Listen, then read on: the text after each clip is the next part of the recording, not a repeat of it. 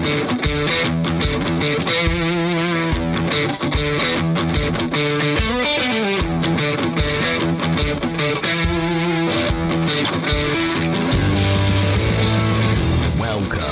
to the Fantasy Footballers DFS Podcast with your hosts, Kyle Borganoni and Matthew Betz.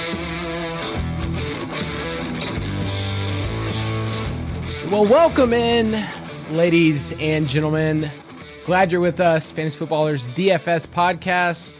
It's your boy Kyle. I'm here with your boy Matthew. Yeah, not Borg and Betz this time. Matthew, how are you? Matthew and Kyle, huh? I don't even know who you are as Kyle. You're Borg, that's it. Yes, and today I had someone reach out to me on Twitter, and they said, "Hey, Matthew," which is totally fine. I go by that, but it was very strange because I just feel like in the fantasy space, I'm Betz. So I was like taken back by it by a minute there. So this is the second time today it's actually happened. So yeah, we'll go with that tonight. I expect you to call me Matthew the rest of the show. Matthew is your formal name at dinner parties. It's usually how you introduce yourself. And so I know we've been to a lot of dinner parties together over the years.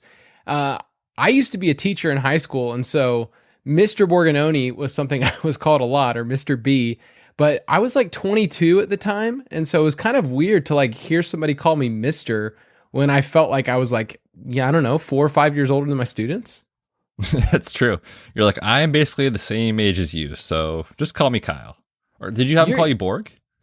It was so weird because I wanted to just be Kyle, but obviously as a public school teacher, like that just sounds like I'm hanging out with the students all the time. The weird part was my brother was actually a student at the school. And so like all of his friends I've known for a very long time, they had called me Kyle their whole lives. So it was a weird time, but I went by Mr. B, and I thought that stuck. Do you want people, like when you're in physical therapy mode, do you want them to call you doctor, or like, do you have an official name? Oh, if anyone walks in the door and they say, "Hey, Matthew, how's it going?" I say, "You need to turn around right now. You come back in, you show some respect." No, I'm just kidding. There's kind of this idea in the PT space, at least in the outpatient sports world, which is where I work, that if you go by doctor, like it's sort of like a no kind of thing. Like don't do it. And if anyone's out there that's a PT that's listening and you prefer that way, that's fine. But to me, I think it's so funny that people kind of refer to us, or like, I see patients, they're like, "Well, you're a doctor, right?" And I'm like, I mean, yeah, kind of, but like, I don't know why you're ill. Like, I can't help you with that, So I don't feel like a doctor, but of course my mom, my grandma tell me that all the time. They're like, "Well, my grandson's a doctor, so he's so smart." No, I do not go by doctor at work. And if Monica, you tried to pull that on Monica, she'd be like, "Get that out of here. You're not a doctor. I know who you are at home." Oh, she would make fun of me so much if I went by that at work. Yeah, you can't do that. We're glad you're with us. This is DFS for the rest of us. And during the off season, if you're like, why the heck are you guys talking about DFS in June? Well, this is best ball season. Betz and I got our tank tops on. It's the summer of best ball. We are ready to work through strategy, talk through how we construct our lineups. This week, we're going to specifically focus on stacking. We didn't even get to that last week, Betz, when talking about strategy. So we're going to do a whole episode on stacking. We're going to get into the mailbag. We're also going to kind of tease at the very end of this episode, Betz, something we got special coming up next week. So I'm purposely putting that there so that people will listen, to this next segment. This quick question, Betz, that's honestly, it's sponsored by Chili's. And it's the official restaurant of the show, man. So, sidebar real quick. I've had quite the day, Betz. My job as... You've been killing it, man. As the content manager for Fantasy Footballers is wide-ranging. I spent time looking at tight end regression candidates. I updated some of our best ball rankings. I've just been looking at different things, but I also have been tweeting with Chili's today because I'm pretty sure, Betz, that there is a disproportionate amount of people that have gone on a first date to Chili's. Am I crazy? No, because Chili's is the restaurant for first dates. We had a couple people reach out, back to you. I was following along the thread very intently today, which, by the way, hats off at getting the official verified Chili's account to tweet back to you probably 80 times today. But someone said, "Hey, that's where I met my wife, and we obviously now are married, and we had our first date there." So yeah, Chili's is just where you fall in love, man, and that's the reality. So yes, I have had a first date at Chili's. Chili's love is a different kind of love, people. It's a 2 for $20 kind of love, which helps the budget. And you might pay for it later in some regards, but Chili's is a magical place. I went on my first date there with my wife, but the sad part is that in college, I actually took like 3 or 4 other girls on first dates. So my wife hates that fact a ton. That was Kyle's go-to. It really was. And so the quick question, sponsor, probably going to be sponsored. I mean, we're really close on social media these days at Chili's, is about Julio Jones. And we're going to kind of spin it a different way. I'm sure everyone's heard everybody and their mama react. As a Falcons fan, I'm sad. My son asked the question, why are the Falcons so rude to do this? Like that was his comment was, that's so rude. So with Julio getting traded, Betts, you and I have talked a lot about the Falcons in terms of futures and win totals. We've also talked about the Titans as a team that we didn't like. We actually have an under bet of 9.5. So Betts, what is your reaction on Julio in terms of the betting markets, and does that change your opinion totally? Are we sunk? Did we just throw some money in the fire? I'm with your son in that I think this is so rude. Like, are they not listening to the show and understand that we have, money invested, hard-earned money invested in both of these scenarios, not only for the Falcons, but also for the Titans, and Julio leaving the Falcons and going to the Titans was basically worst-case scenario for our bankrolls. But that's okay. I'm not jumping ship on the bet yet, and here's why. I think that the price was so mispriced for the Falcons already that essentially, with Julio leaving, like this kind of feels right. So I'm not sure I would have bet it if it was, no Julio and this line where currently it's still at 7.5 in some places. And the juice moved a little bit. So it went from like minus 145. I saw it down to like 130. So it's kind of shocking. Like Julio is such a wins above replacement type of player. He's such a difference maker. I was shocked. I thought it would drop to 7.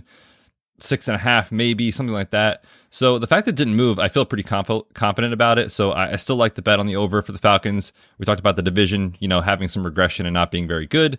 Still like that.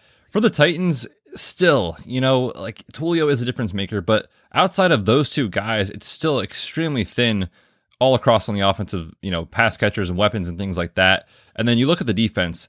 Julio Jones is not playing defense. This defense is still going to be bottom 10 in most categories. Last year, they gave up the most, 8th most points to opposing offenses. So, yeah, there's still a lot that could go in our favor here. If you're asking me if I would prefer Julio to stay on the Falcons, the answer is yes. I'm already up to my eyeballs in Matt Ryan and Julio stacks in Best Ball, which are now no longer stacks. We'll talk about that next. But yes, I'm still having the faith here with these two bets. Yeah, the non-correlated Matt Ryan, Julio Jones stacks. I'll just say when you and I were talking about the Falcons, when the lines came out, so we were quick to move at over 7, and we got it at minus 143. So I still like it in terms of, I think they can push bets. Like I think we can get a 7-10 season for my boys. And how sad is that? I know.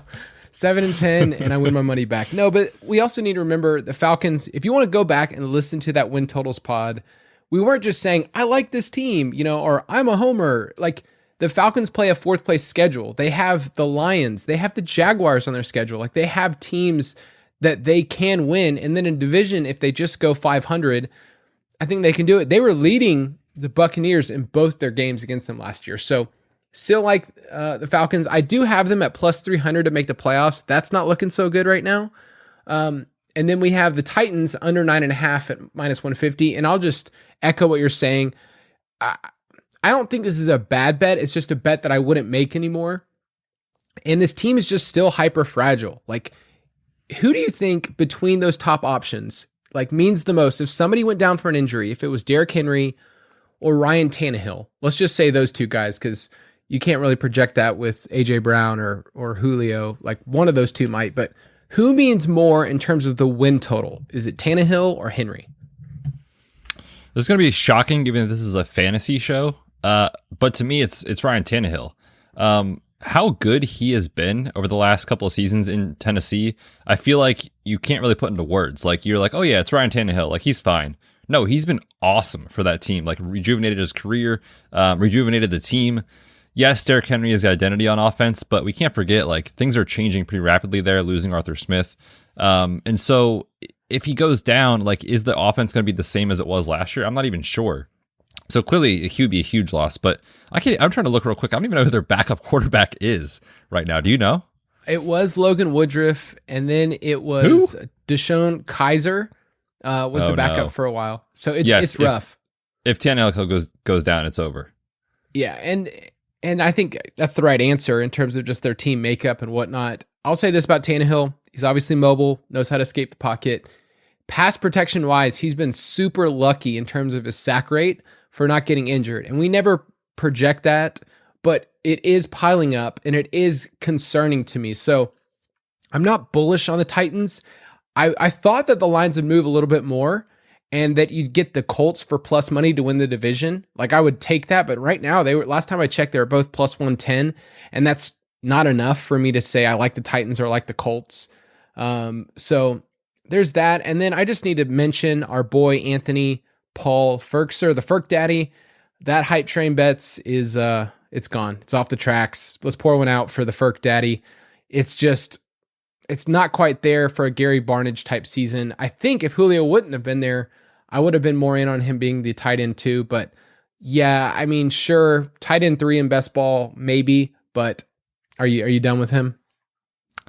I think so. Yep. I think so. Dude, it was a good week. What a week it was for Anthony Paul Ferkser. He probably had like at least 2 people buy his jersey thanks to our show. And we already have the agreement. If one of us wins the millie, the other person's getting the Anthony Paul Ferkser jersey. Right. So it can still happen. But yes, I am out right now on Ferkser. The only argument really was like, who else is catching the football? That who else is Mr. Julio Jones. There's nobody else too in the backfield. Like it's Darrington Evans, Jeremy McNichols maybe, but like they just don't throw the ball to the running backs either. So it's a pretty concentrated target tree in terms of who's there. So yep, Titans will be interesting team. I'm surprised. I thought people would just kind of go overboard with this move. I think Julio's worth, I don't know, half a win, maybe not even a full win in terms of their, projections, which may sound crazy to people, but that's just how WAR works and how it works with players. So I will be interested. These teams play each other week 1 in the preseason, which is like gutting me. When I saw Julio practicing in a Titans jersey, I was like, what universe am I in? So that'll be interesting. If you want to go to iTunes and subscribe and review, we would be very, very happy. I'm going to read Betz, one of those reviews, and we're going to start doing this a little bit more on the show because we've gotten some people give some good feedback. If you leave a review, you get the opportunity to play in a 3-man best ball with me and Betz. So you can take our money and we will set up a private best ball just between the 3 of us and have a grand old time. So Betz, have you done any of those 3-man best balls yet? I have not, but they are a fun challenge because the strategy changes a lot in terms of, like every person's roster looks sick at the end of it because you're only 3 teams taking what you normally be 12, but they're a lot of fun. There is a different strategy associated with it, so I would love to play with you guys. Like Kyle said, just drop us a little rating and review and let us know you did. Hit us up on Twitter and we'll get it set up. This one's from Swifty7325. He said, best DFS podcast around. Betz and Borg's, part of the Fantasy Footballers family, put out the best DFS podcast, hands down. Their chemistry is fantastic, knowledge is off the charts, and they're just a fun listen. You hear that, Betz? We're just a fun. We're pretty cool. I'm not going to lie. I mean, we're pretty cool. We're a pretty cool group to hang out with, so we're glad you're listening to us. If you want to go online, our best ball rankings are live as part of the Ultimate Draft Kit Plus. Betz and I get to update those. So with the Julio news, we got to update our rankings, and it's live and it's there. We're going to start putting out more and more best ball content in terms of articles and strategies. But it will actually be a part of the Ultimate Draft Kit. So we've been giving out tons of this for free. Obviously, this podcast is for free. So if you want to get in on everything we do for the summer of Best Ball, then get the Ultimate Draft Kit Plus with the DFS Pass a part of it. But let's talk about Best Ball stacking. Best Ball Bonanza.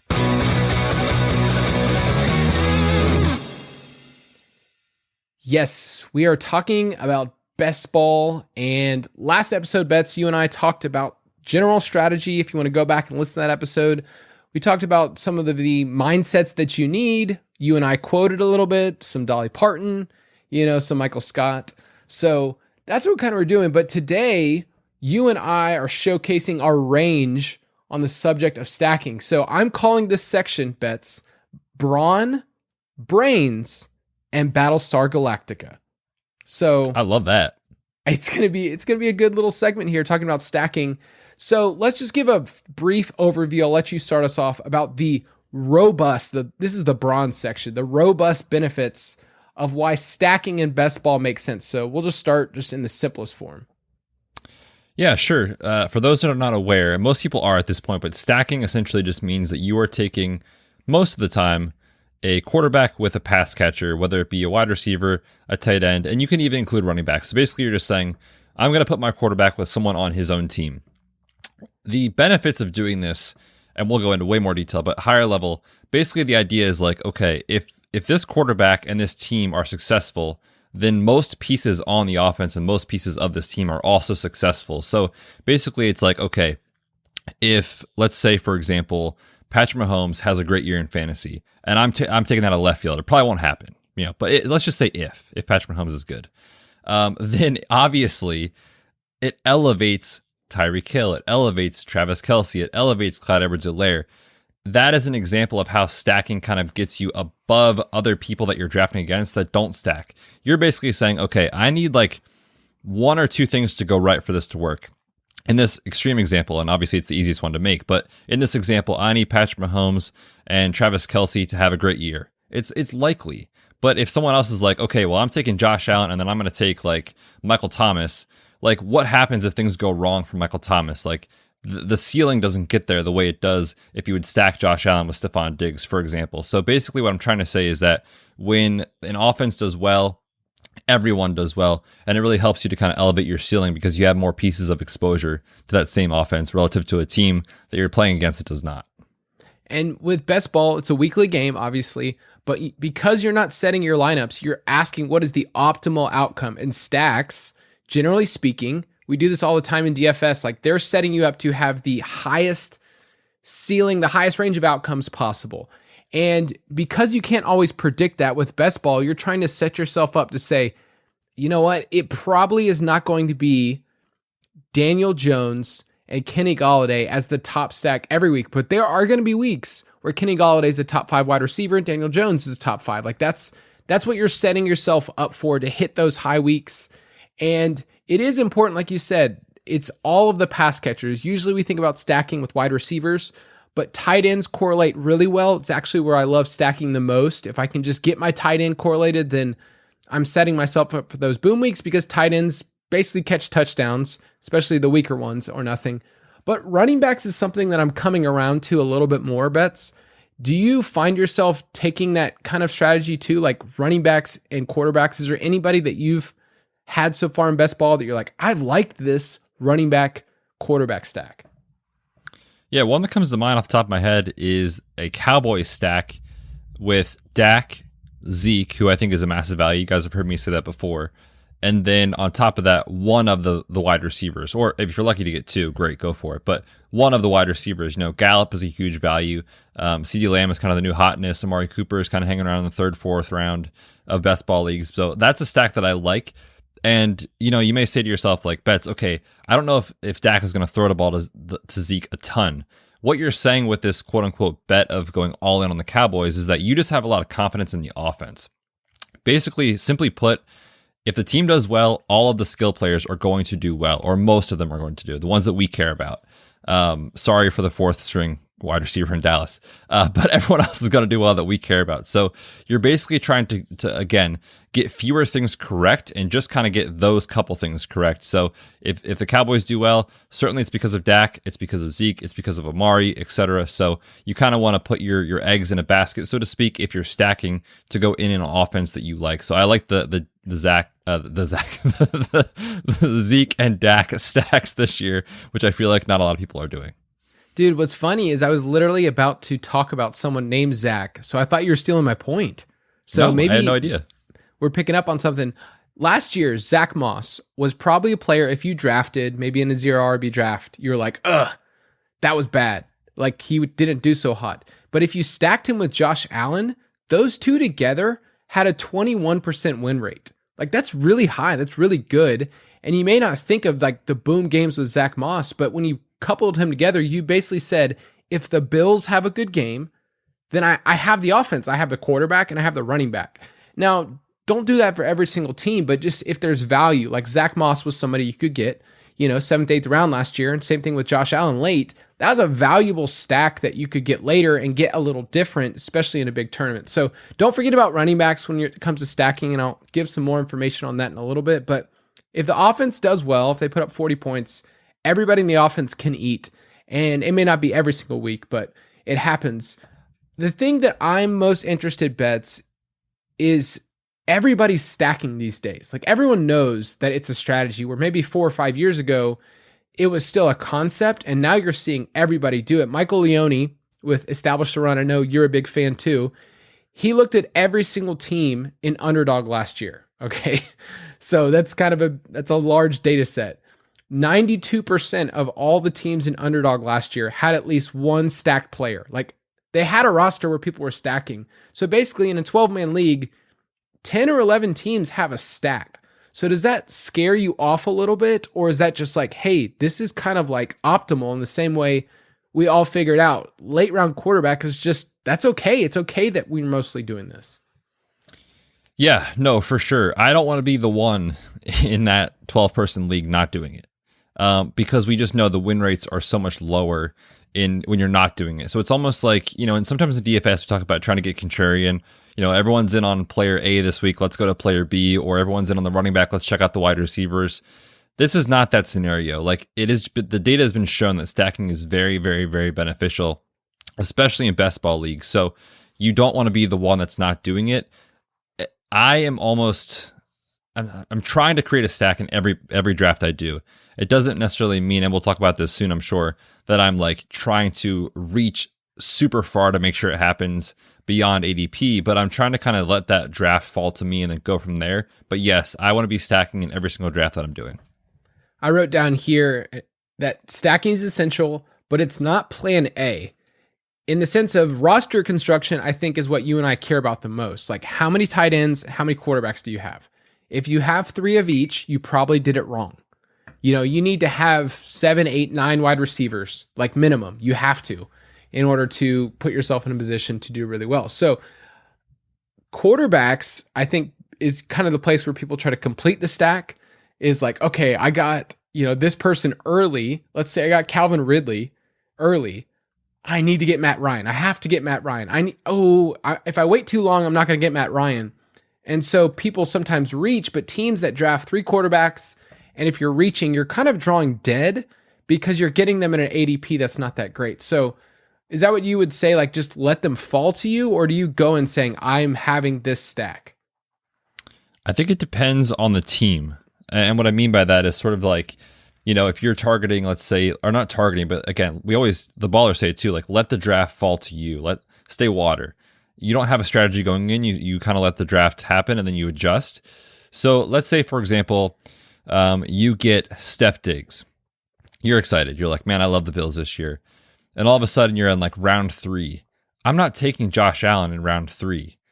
I'm okay to miss. Because Stephon Diggs is still a good wide receiver who's going to put up a ton of fantasy points. But let's say all of a sudden, round 4, round 5, I'm like, oh, T. Higgins is on the board. Sweet. So is Tyler Boyd in round 6. Awesome. There's Joe Burrow sitting in round 9. Like, you kind of just let things unfold. Like, I didn't go into this draft being like, I'm stacking the Bengals this year. I didn't go into the draft saying, I'm stacking the Bills. You just let it kind of happen. And I kind of do exactly what you said. I'm letting the high value picks come first. Running backs, wide receivers, maybe the elite tight ends. And then I'm kind of saying, okay, here's the 3 or 4 wide receivers I have. Which quarterbacks are left and how can I get them on my roster to make the stack happen? Instead of vice versa, where I feel like a lot of people are like, all right, it's all about the quarterback. I got to make sure I have it. And if you do that, actually historically win rates drop pretty exponentially, actually. If you're reaching like 2 and if you reach 3 rounds, it's really, really bad to do for that quarterback. So definitely don't reach, let the draft come to you to let your stack come to you. And that's for big tournaments. So the ones that Betz and I play in, Best Ball Mania, $25 entry, $1 million prize that Betz and I are going to take home, and we're going to buy a Chili's. No, you probably couldn't buy a franchise of Chili's. Dang it. But we'll go out for dinner. Dang it. We will do it. We'll get that too for 20. What are you guys going to do with the Millie? Well, we bought a Ferkser jersey. We bought matching Ferkser jerseys, and we went to Chili's. And then we got a second meal as takeout for lunch tomorrow.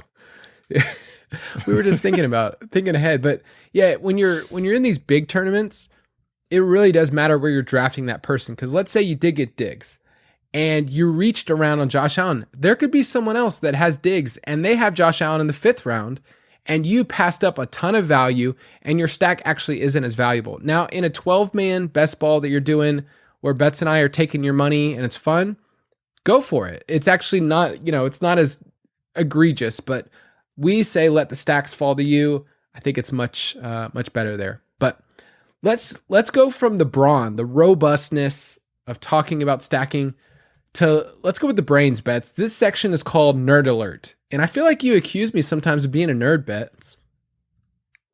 Maybe I have. My spreadsheets? Dude, you're what they call in the industry a spreadsheet bro. I mean, You're posting all the time on your Twitter at Kyle_Borg. Different colors, they're color coded, they're sorted by different things. It's too much for me, man. Just tell me who the best players are to draft. That's all I need to know. The colors are fun when you get to do conditional formatting on sheets. Woo! Now we're talking.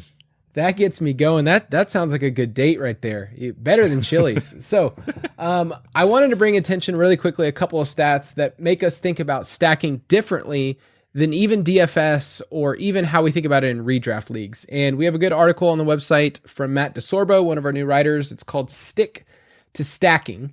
But Betz, he looked at stacking data for the last 20 years. So that's a lot of data there. I mean, that gets me going. That's a data scrape. That's impressive. That is really impressive. He only looked at the quarterbacks and wide receivers because it just would have taken way too much. So focus on quarterbacks and wide receivers. And he basically said, if you stacked a quarterback and a wide receiver, how much of the time did they boom, like go over 40 points combined, or how much did they bust? They go under 20%. And stacking was better on the boom rate, but worse on the bust rate. And I think that's just intuitive. Like, you're swinging for the fences. So in DFS, that's what we're doing for tournaments. We're swinging for the fences for that. But with best ball, you have to take a different approach because you can't just swap out your lineup. Like, think about in a redraft, if you said, I want Diggs and I want Allen this week, that's awesome, but you're putting all of your eggs in one basket. Now, last year, ride that the whole year, but let's say you went with Ryan Fitzpatrick and Devontae Parker. That might have hit. That also could have been an easy bust. So we have to think about it differently in best ball. And in terms of stacking, do you think there's that huge pendulum where people don't realize hey, it's not just every stack hits, it's the first or worst. That's what you're going for. So do you think we can get risky knowing that stacks kind of have that pendulum swing? I think so. Yeah. And we talked about that, just in general on maybe 2 shows ago on the pod. When we're talking about best ball, you're embracing the known downside of some of these picks because you're trying to get different. You're trying to, especially in these tournaments, you're trying to basically create a stack that's different than someone else, or create stacks that are maybe less rostered. They don't have to be super different, but just less rostered. And so that if I stack, let's say this year, the one I've kind of been getting late in drafts, I like the Washington football team. I'm getting Fitz. Everyone knows about Terry McLaurin. Everyone knows about Curtis Samuel. I've got a little bit of Fitz with Logan Thomas and De'Ami Brown, the rookie out of North Carolina. I know in my heart the probability of that hitting is not that high, but if it does, the stack potential there helps to give me some, upside relative to other people that aren't doing it, essentially. So, I guess what I'm trying to say is that we all know stacking is beneficial, but we all know that in best ball, because we're trying to do it so much, that there's just more areas for error, basically, is kind of what I'm trying to say. Yeah, the opportunity cost obviously is different from a redraft league. In my best ball, it's going to set my lineup for me. So if the stack hits, it hits. And if it doesn't hit, all right, well, I've got another quarterback in, there that's going to hopefully get me some points, and it's totally fine. I'm not depending on this stack to hit every single week. You are asking yourself to say, is this stack going to give me the range of outcomes that's different from other people? So there's some really good websites. I'll just point your attention to fantasyevaluator.com. That's Sam Hoppen, big fan, like that guy a lot. And then Yards Per Fantasy is a newer website in the last 2 years, but they've got some great data about best ball win rates. And it's just interesting to see different combinations. So I mentioned that Josh Allen and Zach Moss combination in redraft leagues bets, those two had negative correlation. Imagine starting Zach Moss and Josh Allen every single week. Like Josh Allen, you'd be super happy. And Zach Moss, you'd be like, this sucks. Why am I doing this to myself? Why? This is pain. Why am I doing this? Well, in best ball, it worked. Now, I know your Ball Blast girls, I know that Kate and Michelle, they love some Zach Moss. They still like Zach Moss? Yeah, they're crazy. Hey, I respect them sticking to their guns, but they had negative correlation, those two. But then I mentioned earlier, a 21% win rate in best ball. That's elite. Ryan Tannehill, Derrick Henry. If you would have played them last year, there's a little bit of correlation. They actually were fine, but 19.5 win percentage, which is awesome. Kirk Cousins and Dalvin Cook, same thing. Negative correlation if you played them in redraft. But in best ball, they had a 17%. So just realize it's different. The stacking data is different. You have to think about it differently than you would redraft. Any last thoughts on that? Yeah, I think that's a perfect example. Those three stacks, those three quarterbacks, running backs, the best takeaway for listeners is just look at those teams. The Bills, their offense was awesome. The Titans, their offense was amazing. Who's the last stack here? The Vikings, they had an awesome offense last year. Like, you just want to invest stacks or invest a lot, or multiple players, I should say, multiple from the same team in those really good offenses. And in general, in best ball, that's what works rather than being so fixated on, I need A plus B to equal C. You basically just need to say, like, these are the offenses I trust. I want to go all in on them and it'll work. And clearly those three are perfect examples of that. All right, one more section in here. We talked about the brains. We talked about the brawn. But now I want to talk about Battlescarred Galactica. And what I'm referring to, of course, is our friend Dwight Schrute. And this section is called the Dwight Schrute Litmus Test of Idiocy. So in other words, Betz, I want to figure out. Whenever I'm about to do something, I think, would an idiot do that? And if they would, I do not do that thing. That's the thing, Betz. Oh, I love it. I know. I wanted to idiot proof this thing. If people heard the first two sections and they're like, okay, I get stacking. Okay, you gave some statistics. I need you to idiot proof this. I had a friend that used to say this all the time. He goes, I know everyone else doesn't understand this, and I do, but can you idiot proof this for them? So, Betz, I'm going to ask you a couple questions. You tell me if I'm an idiot related to stacking, okay? This is the right. idiot test here. Question 1. What happens if I don't end up stacking my quarterback with someone else? Am I a dummy? So let's say you have 2 quarterbacks, 3 quarterbacks, and one of those quarterbacks has no one that they are attached to. Am I a dummy? It's not ideal. It's not ideal. However, what I'm going to say is going to be very contradictory to what I said earlier, where I said I don't want to leave my drafts without stacks. But that does not mean that I'm sacrificing good draft strategy just to get a stack for the sake of having one. What I mean by that is, like, you'll see rosters all the time where you're in, like, round 8, 9, and like you look across your people that you're playing against, all of a sudden a player selected and you're like, what? Yesterday I took him in the 13th round. Like, what is this guy doing? And it's usually Kyle. And you look and you're like, is the ADP different? Does things change? No, that person is reaching to try to create a stack. And that significant reach actually is more detrimental to your team, the data shows in win rates, than just not having a stack at all, basically. So I am trying to stack actively, but I'm not forcing it, essentially. We talked about that earlier. So you're not a dummy. It's not ideal, but you're not a dummy. You're actually kind of silly to do the scenario I said, where you're reaching like 2, 3, 4 rounds to try to get the stack. So let it come to you. I'll also add that if you have a quarterback that runs the ball, completely okay. If you have somebody, so I don't love stacking Kyler and DeAndre Hopkins. Like, it's just not something that, like, I want to pay that much. Like, Hopkins in the 2nd and I don't know, Kyler in the 4th. I've had a draft where Kyler dropped to the 6th and I didn't have Hopkins. And I said, okay, well, I'm going with Kyler and I'm just going to have 2 quarterbacks. And not have to think about this. It's going to help the rest of my build. So if you have a quarterback that runs, and obviously with the ceiling like Kyler, who was basically the quarterback one the entire season up until week 17, then I think it's totally fine. All right, question 2, Betz. Please don't call me an idiot here, but how do I zig if everyone else is stacking, and not zig in an idiot way? All right, man. You put this up on a tee for me here. Yes, don't be an idiot. When you are trying to, be different, like get unique, people always think that it's like so bad to leave your draft with like, I'm trying to think of a good example of stacks that are different. Like, let's think about last year. Like, who hit last year in terms of wide receivers that you like were, oh man, Marvin I did not expect Jones. that. Right, Marvin Jones. No one wanted to stack Matthew Stafford with Marvin Jones.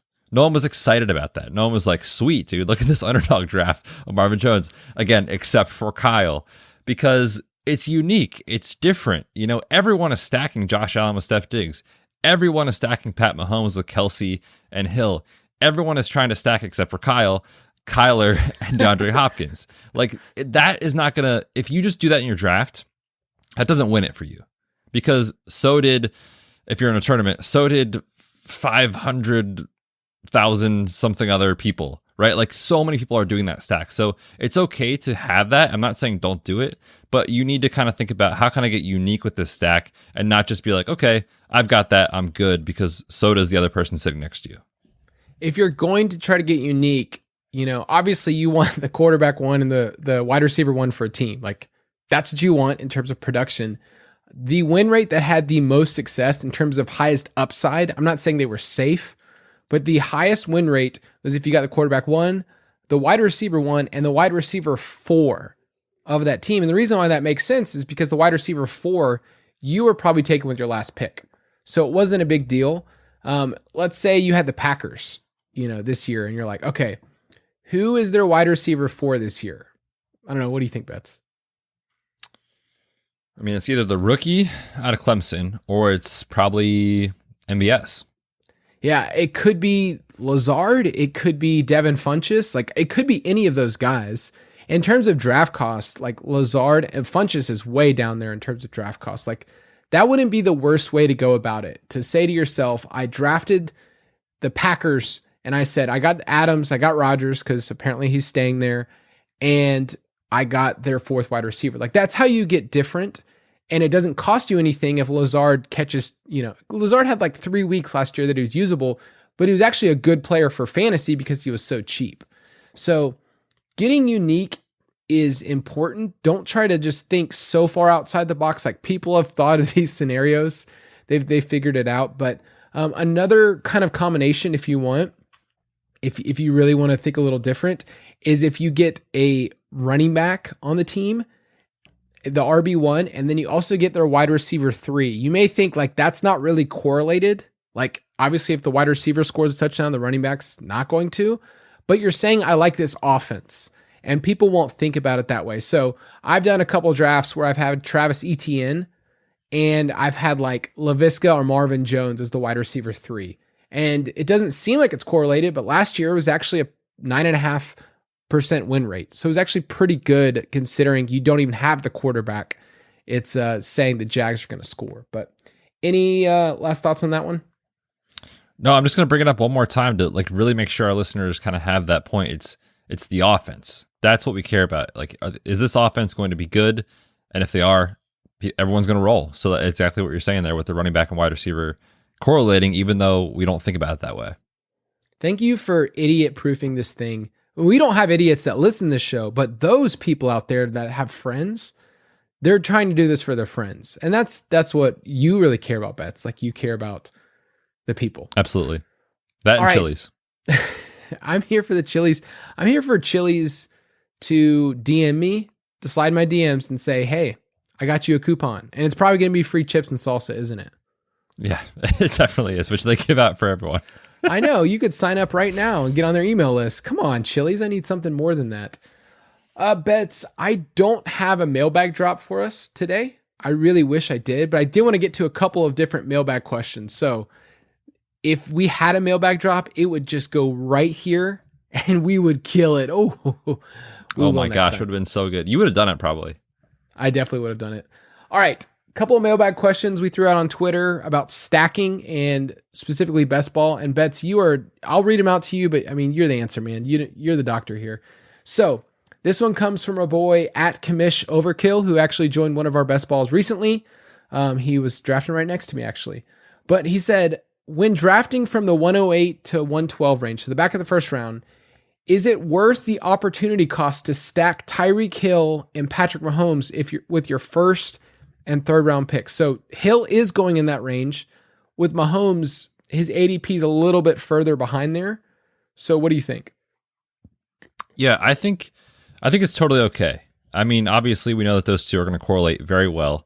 We like the Chiefs. It makes a ton of sense.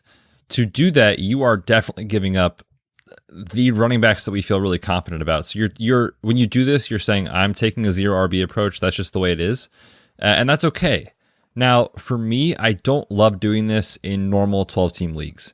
I just feel like, the security and the safety of those running backs is just so important that in those like normal 12-man leagues, I don't do it. But yeah, if you're playing in the Underdog, Best Ball Mania or a huge tournament, it's totally fine. Because again, everyone else is taking running backs early. So I think this is totally fine. I think the opportunity cost question can be a concern in terms of giving up so much draft capital to do it. But we have seen years where Patrick Mahomes elevates so far above the rest of the field that if you didn't have Mahomes, like you were kind of scrambling for quarterback essentially. So I think it's feasible. Obviously, we've seen the ceiling. I think this year, though, it's not my preferred strategy because we have so many rushing quarterbacks that are sort of catching up to the insane playmaking ability of Mahomes that I don't find myself doing it. But again, in a huge tournament, anything goes. Yeah, I'm not really wanting to do that this year because of the opportunity cost. I'm with you, Betz. I also think if there's one stack that everybody wants, it's the Chiefs stack. Like, everyone, it's not a secret to anyone. So if you're doing Best Ball Mania, I'm with Betz. It's doable. Just realize everybody and their mama, and even players that aren't like pros, are looking at that stack and saying, I want the Chiefs stack. They're the best in the league.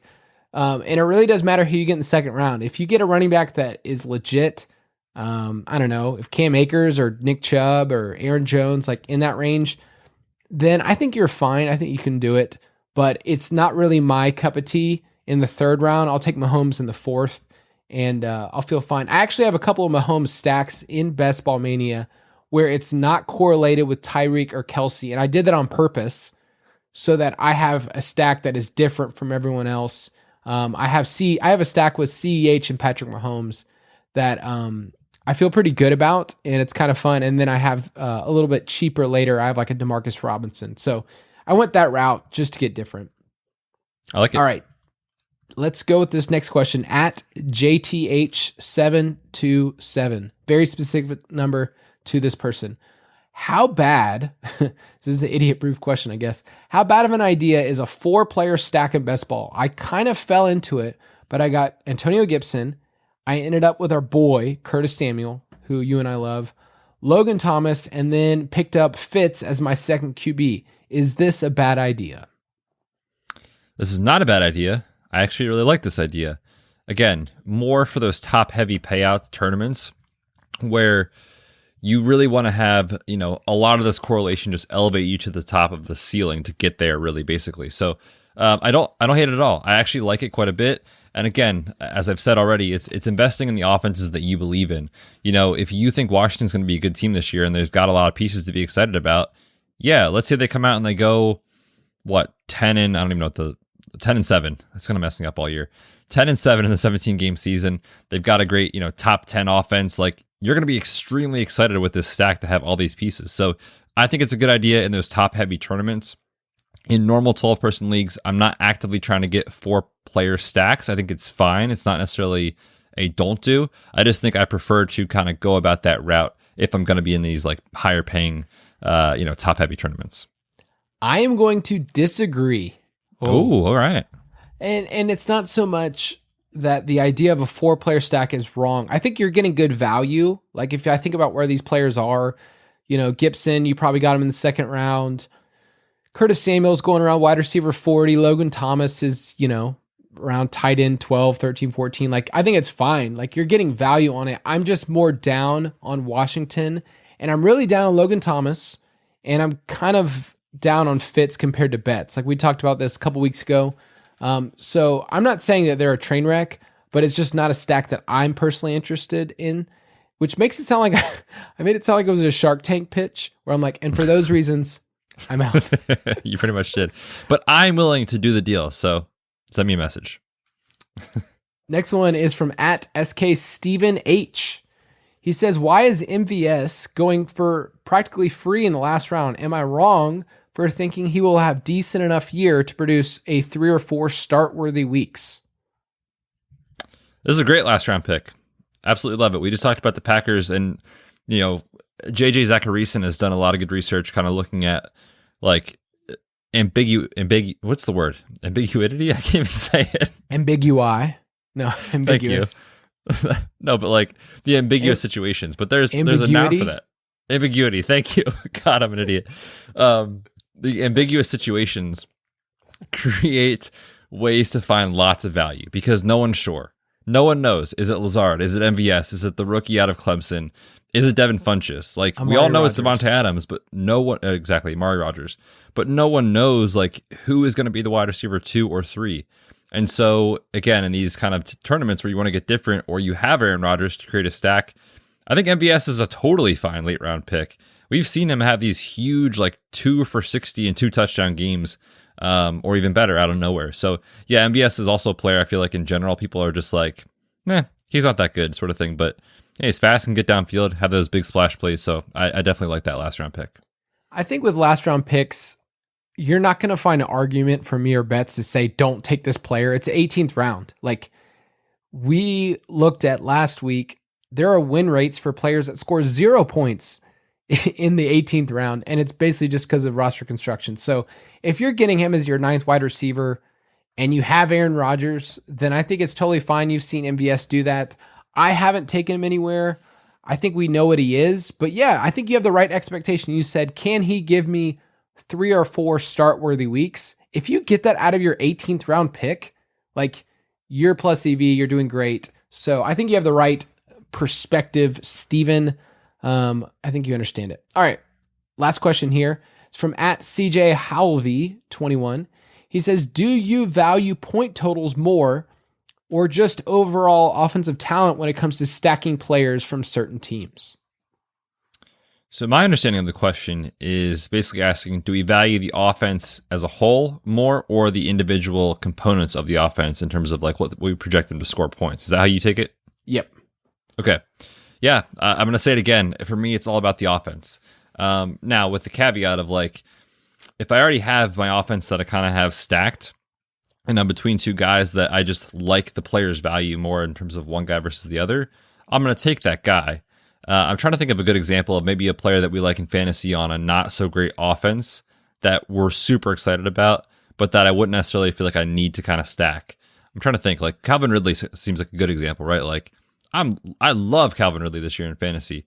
We talked about the Falcons a lot already, but if I don't have Matt Ryan and I'm not like all in on the Falcons offense, I'm not worried about it, right? So like I feel like there's kind of a delicate balance. But to me, if I'm specifically talking stacking, it's all about the offense. I think one of those teams is the Vikings. Like I'm okay just having Dalvin Cook and that's it for the Vikings. I'm actually okay having Justin Jefferson. And if you don't get Cousins, like whoop-de-doo, like it's totally fine. So yeah, it's the offense. It really is. You're asking yourself who can be, a top 5 offense, top 10. And we have an article out on the site right now that's called NFL Offenses That Can Make the Leap from one of our writers, Nate Henry. And he highlighted the Cowboys and the Chargers as 2 teams. Like they could take a massive step forward in terms of touchdowns this year. But let's just muse real quick. Are there any other offenses that you think, okay, I like the talent here. When I mix in the ADP, I think I'm a bit interested. So I'll throw out the Colts. I've mentioned them a lot as being the cheap offense. Like usually everyone wants Jonathan Taylor, but like, who do you think the next Colts player is in ADP after Jonathan Taylor? It's probably Michael Pittman. Yeah, it's either Pittman or T.Y. Hilton, and you can get them as your wide receiver 5. I mean, that's so cheap. And then Wentz is way down there, like quarterback 26, 27. Doyle and Mo Alley Cox are basically going undrafted. So in big tournaments, I've kind of liked the Colts as a team that nobody else wants. Hines is still interesting to me. Marlon Mack, you can get with your last pick. So I like the Colts in terms of, I think they're a good team. They're projected to be about 10 wins. They can totally win that division, and they're super, super cheap. So I might be crazy for trusting Carson Wentz, but I think it's because I trust Frank Reich, and that's where I'm at right now. I like it. For me, a team that comes to mind is the Dolphins, right? Like, they're not high up in ADP for any of these guys. You talk about the wide receivers, Will Fuller is the highest drafted wide receiver off the board. He's going at 37, wide receiver 37. Devontae Parker at wide receiver 50. Jalen Waddle's at wide receiver 45. So, like, they're being taken. You could potentially get those guys as your wide receiver 2 if you go, a lot of running backs early, 3, 4, 5 if you take a lot of them. So they're just super late. Mike Gesicki at tight end 12 kind of seems like his floor almost. And then Tua at quarterback 18. And not to mention Myles Gaskin there sitting at running back 24. So, like, you don't have to invest a lot in the Dolphins, and they have a pretty decent win total. I think it was at 9.5 last time I looked. People are kind of on to Tua now, I feel like, a little bit, understanding that he's way more healthy entering this offseason than he was last year. And all they did was surround him with a ton of speed and talent. So I like that stack because, again, it's different, and it's not going to cost me a lot to get it. I think one of the things I'll do, Betz, this is another spreadsheet endeavor, but I'm going to map out for each team, just for our listeners and for you, Betz, because I know you need a little cheat sheet. Yes, I do. Every single team and where you can get every single player. So where can you get this team's RB2? Where can you get Nyheim Hines? Where can you get Salvin Ahmed of the Dolphins? And kind of compare and look at different stacks and say, like you mentioned, like the Dolphins they're kind of cheap. I think people don't know what to do with those wide receivers. And that can be an awesome buy opportunity if you pick the right one. So I'll do that for you guys because I kind of want to do it for myself just to visually see in front of me where you can get every single person. But before we close the show, Betz, if you want to scroll down on our show doc, I would love for you to read this last little tweet. It's not really a question. He actually started off, our boy Jimmy Sherman. He actually started off and said no question, but he wanted to give a comment, and I thought you would do a better job than me explaining this or maybe just reading it off. I'm still not sure, but I do want to give a quick shout out to Jimmy. Jimmy is an OG listener of ours. He's super, super supportive. So thank you for the comment, Jimmy. You're the man. He said to the tweet that I put out asking for questions, he said, no question. I just want to say that y'all are simply the Betz. Yes, spelled B-E-T-Z like my last name. I also love the way that Kyle pronounces words that end with T. It is so delicate and soothing, yet succinct and final. I know exactly when the word ends and the next one begins. I mean, that is just awesome. Like, I don't even know what he's talking about. And I'm trying to listen to you talk, and I feel like I can't identify it. So you're gonna have to let me know, Jimmy, what's going on here because this is just too good.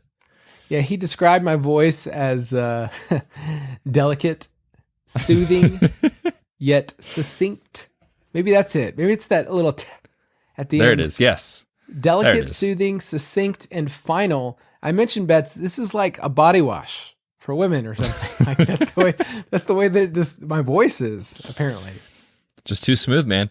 Hey, is there anyone out there that's had a better day on Twitter? I mean, come on. This comment, the Chili's, conversations back and forth, it's just, you've had an all-time day. So I think you're done for the week.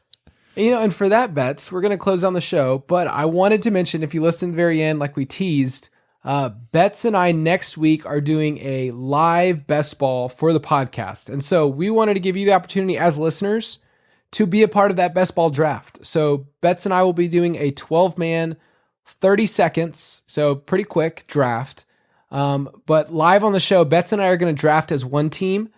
So you can take Betz's money, but we're going to ask for, if you're interested in being on, we'll give you some shout outs. We'll shout out your name, and whatnot. But Betz is going to post at 9:15 Eastern time next week. He's going to give a link on Twitter, and you can join in that crew to be on the first ever Best Ball live draft on air that we get to talk about the very next day. So we get to draft it Thursday night. And then Friday morning, as you're sipping your coffee, you'll be like, hey, that was a really good pick by me. And you can feel pretty good about it. So any last words about that, Betz? Yes, that is all correct. I just want to make sure everyone is aware it is 9:15 p.m. next Thursday night Eastern, not a.m. Don't sit around in the morning waiting for the link. It will not come next Thursday night. It's going to be a lot of fun. Make sure you look for it on Twitter. We'll see you guys next week. Yep, can't wait to do some more Best Ball. Y'all have a good weekend.